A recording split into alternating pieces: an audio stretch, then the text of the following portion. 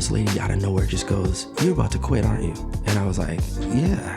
There's always moments that you want to give up. Being 100, it's easier to quit. But then I remind myself, if I quit, then what? God calls the unqualified, and what God has for you is for you. There's literally nothing that can take you away from it.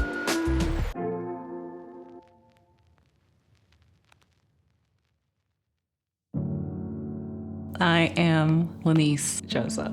I am from the Caribbean. I grew up in both Trinidad and St. Vincent, and then in Pittsburgh.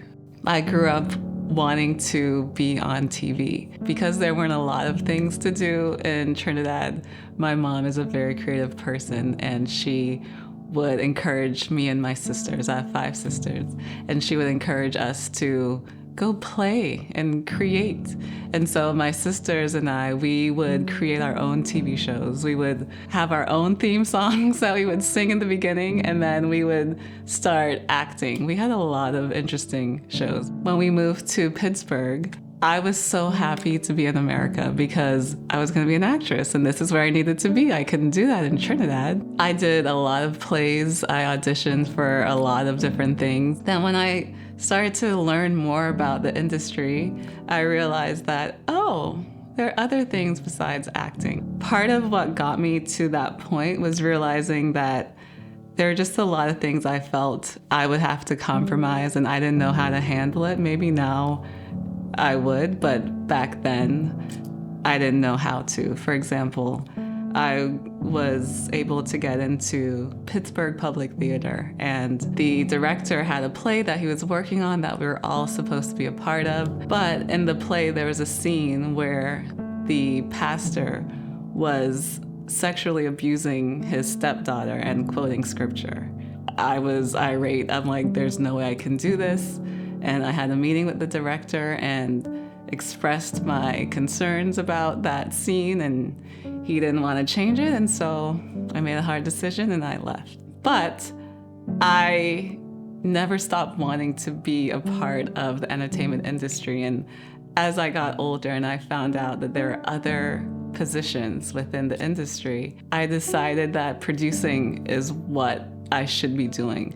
Because when I look back at my life, it wasn't just that I was acting, I was creating. I was creating stories, I was putting it together. So currently I am a television executive and also an independent producer. My reason for being in this industry is I want Black people to see images of themselves that they can relate to and that they can be inspired by and that they can aspire to be like. I believe that it's important to not only be in front of the camera, but also be behind the camera, because a lot of times, not every time, but a lot of times, those are the decision makers. Being an independent producer, I know how hard it is to create content and get everything together, the finances, the people to do it for free or not a lot of money, and finding locations and all of that. So I know how much time and energy and passion that goes into creating content, and it's so much easier to present your work to someone who can relate to your work.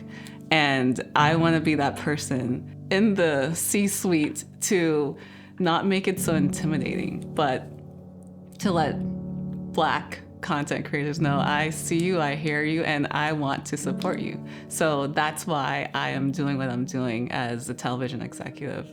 So I worked at a particular company for a long time, and I had a boss that I thought was going to be a mentor of mine. It was a mentor in a different way, and I'll explain what I mean. So this boss was very degrading at times, was demeaning at times, and it just wasn't a safe environment for me. Many times he told me that I am too old, I should have started doing this a long time ago, and that I don't have the personality to be a producer. And for a good maybe 2 years, I worked under this person. And I remember going to church, and there was a guest pastor, and it was actually Devon Franklin. And in his message, I remember listening to it and thinking to myself, oh, wait a second.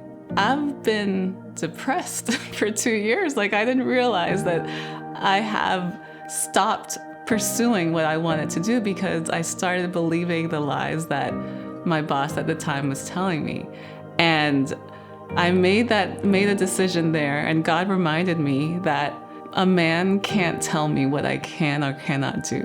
If God has said that this is what I'm going to do, it's what I'm going to do. After understanding that, I decided, you know what? He's not gonna help me. I know other people. And so I started making phone calls to any and everyone I knew that were producing content. It didn't matter how small or how big. I'm like, whatever you need, I just want to be on set. I want to help. That's what kept me going. And because of that decision, I started working with one of my best friends, and that led to many, many, many other projects. And I'm grateful for my boss. And that's why he was a mentor as well. It wasn't what I thought, but him telling me no and telling me I can't do things made me realize what God has said. And that's always put me on a path where it doesn't matter what anyone's saying, even what I'm saying to myself, that may be a negative thing. Whatever God has said to me, that's what it is. God can't lie to me. And if he's given me an assignment, he's prepared me, he's equipped me for the assignment. And so whether you know God or not, you have an assignment to do, and you've been equipped to do that assignment. It may take a few days or months to realize, what the heck do I have in my hands to do? But if you silence yourself, get away, go on a retreat, go for a walk or something, and just remember that first time that you realized this is what I want to do. What was the circumstances around that? Why did you decide that? What made you want to do that? And it'll just start opening yourself up to that joy again. Because I think that's so needed, because it's hard. It's hard pursuing something that you don't feel that you're right for, or you've tried many times and it didn't work. But if you know you're supposed to do it, then you're supposed to do it. So do it. I would tell my younger self, you are so brave. You are so strong. And don't let anyone tell you you're not, because you are. And to look yourself in the mirror and see the person looking back at you and tell that little girl that you are going to be an amazing person, and not because you're going to be an amazing person, it's because you are an amazing person. I think my younger self would say to me, can you get me an agent? Yeah, I think my younger self would be very impressed by the person she was talking to. When I hear the word determined, the first thing that comes to my mind is focus. When I hear the word unstoppable, I think of my mother. When I hear can't stop, won't stop, I think of Diddy. When I hear the word relentless, I think of me.